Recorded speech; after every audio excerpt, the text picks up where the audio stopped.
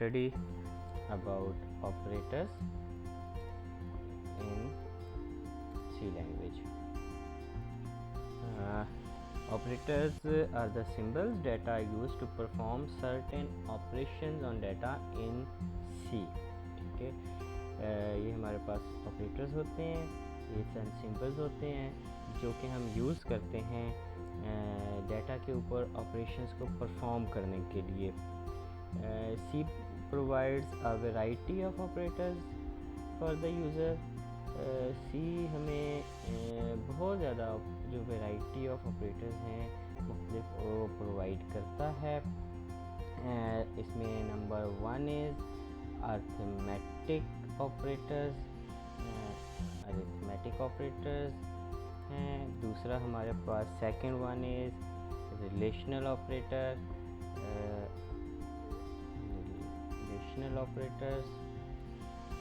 Number 3 पे हमारे पास जो आते हैं that is logical operators.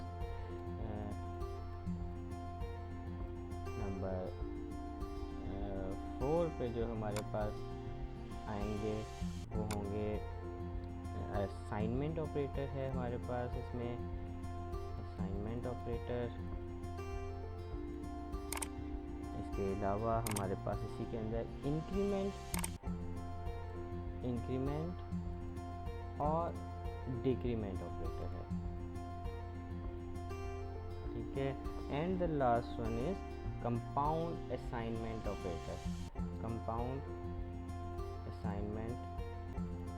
Operator.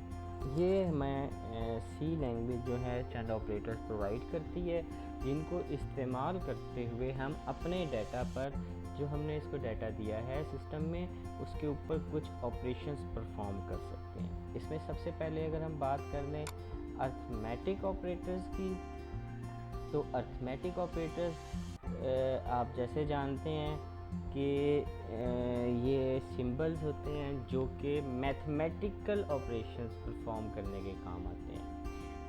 Using arithmetic operator we can perform mathematical operations on data. C language जो हमें अर्थमेटिक ऑपरेटर प्रोवाइड करती है उसमें प्लस है, माइनस है, मल्टीप्लाई के लिए स्टेरिक यूज़ होता है.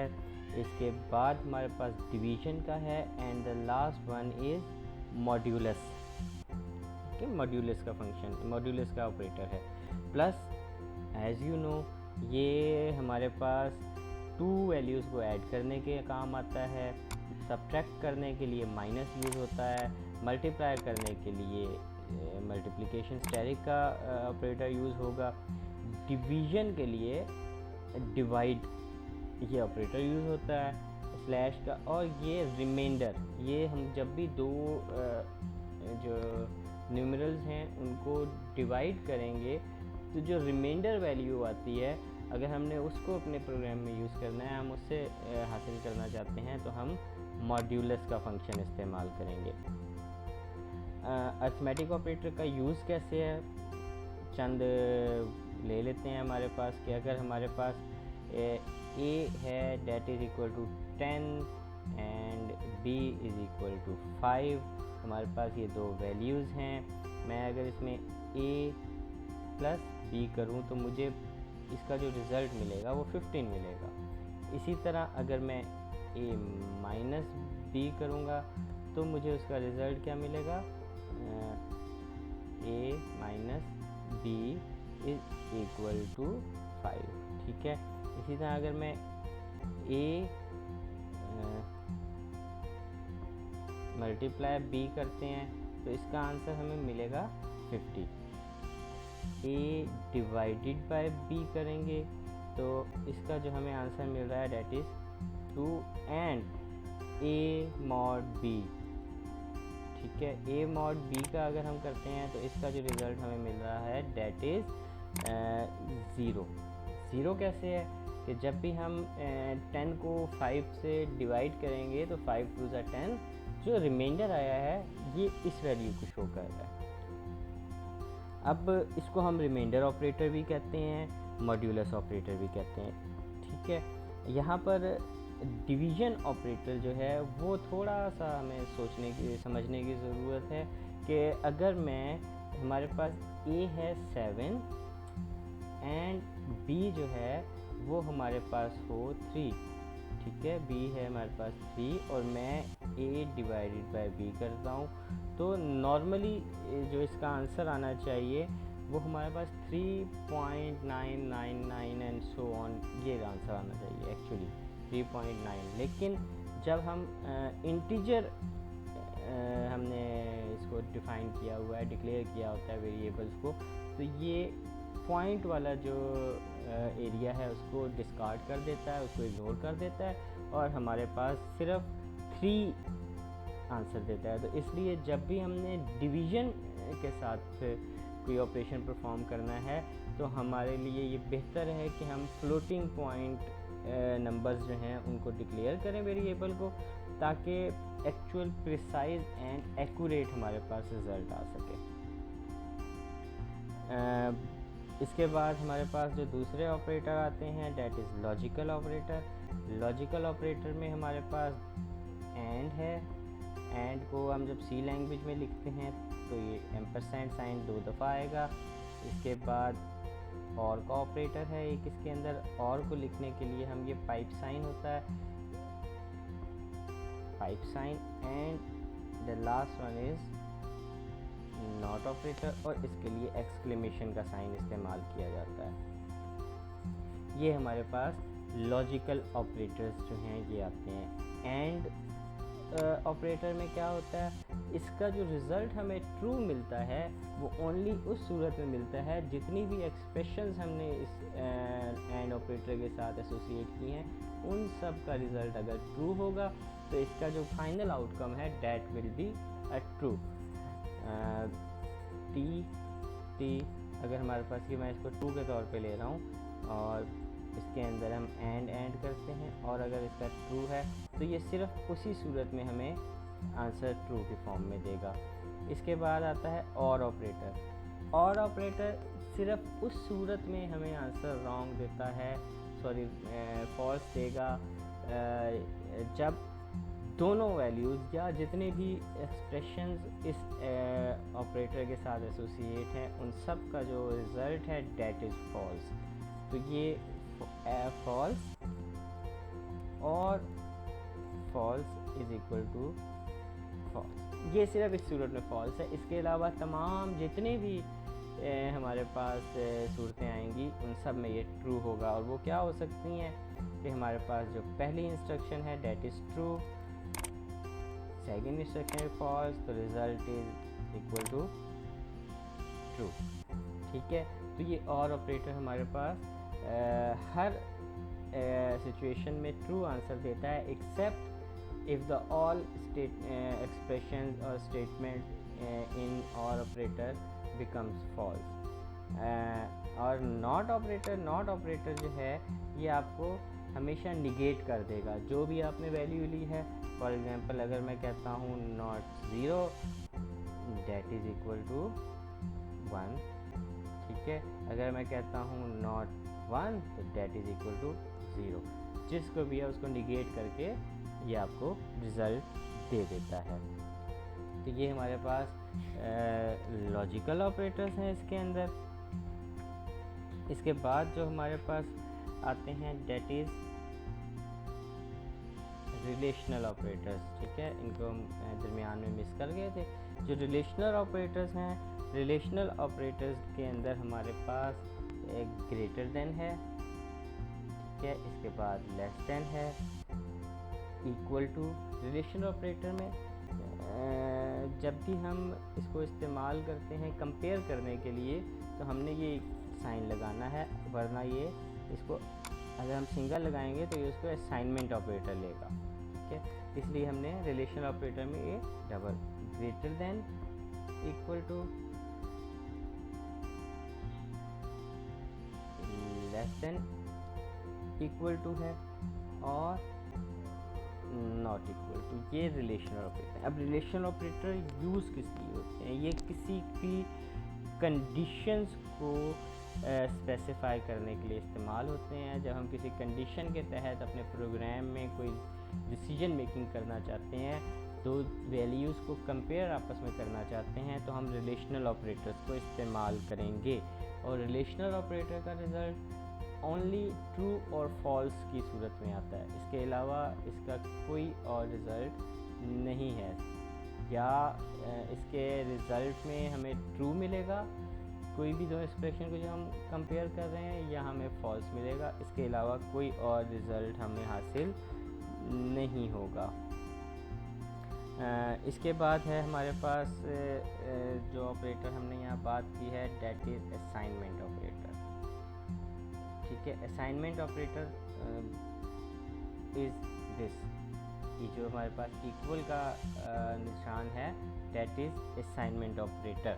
ठीक है, असाइनमेंट ऑपरेटर ने क्या करना, जो ऑपरेटर या जो वेरिएबल लेफ़्ट साइड पर लिखा है उसको असाइन करनी है राइट साइड पे लिखी हुई वैल्यू। फॉर एग्जांपल अगर हम इसके एग्जांपल लेते हैं, मेरे पास एक वेरिएबल है a इज़ इक्वल टू 10। अब यहाँ क्या हो रहा है कि हमारे पास 10 वैल्यू है, that is assign to a। तो लेफ़्ट साइड पे ऑपरेट हमारे पास वेरिएबल आएगा, राइट साइड पे उसकी वैल्यू आएगी। और हमने जब भी इसको यूज़ करना है तो इसका सिंटैक्स क्या होता है, सिंटैक्स हमने ऐसे यूज़ करना है कि वेरिएबल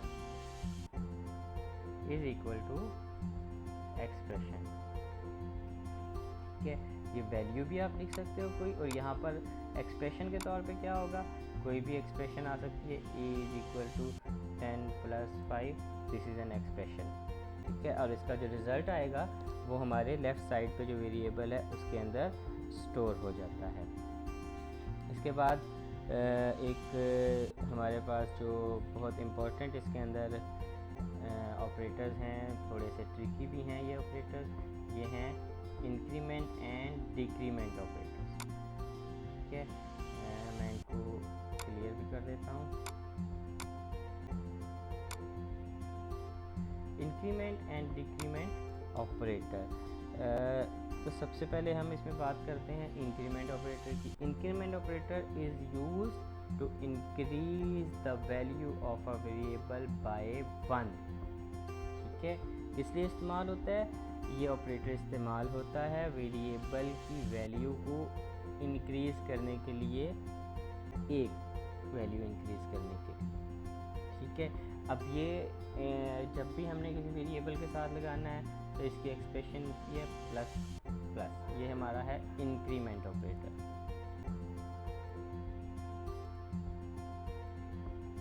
इंक्रीमेंट ऑपरेटर किस लिए इस्तेमाल होता है, तो increase the value of a variable by 1। अब इसकी दो फॉर्म्स होती हैं, एक होती है प्रीफिक्स फॉर्म और दूसरी है पोस्ट फिक्स फॉर्म। ठीक है, प्रीफिक्स फॉर्म के अंदर क्या है कि हम इंक्रीमेंट ऑपरेटर को पहले लगाएंगे और वेरिएबल का नाम बाद में आ रहा है, जबकि पोस्ट फिक्स के अंदर पहले आपके वेरिएबल का नाम आ रहा है और उसके बाद जो है आपका इंक्रीमेंट ऑपरेटर इस्तेमाल हो रहा है। दोनों में फ़र्क ये है कि अगर हम प्रीफिक्स की बात करें तो इसके अंदर हमारा जो वेरिएबल है उसकी वैल्यू पूरी एक्सप्रेशन के एग्जीक्यूट होने से पहले इंक्रीज़ होगी, जबकि पोस्ट फिक्स के अंदर जो वैल्यू है वो एक्सप्रेशन के एग्जीक्यूट होने के बाद पोस्ट फिक्स फॉर्म में उसकी वैल्यू में इंक्रीमेंट होता है।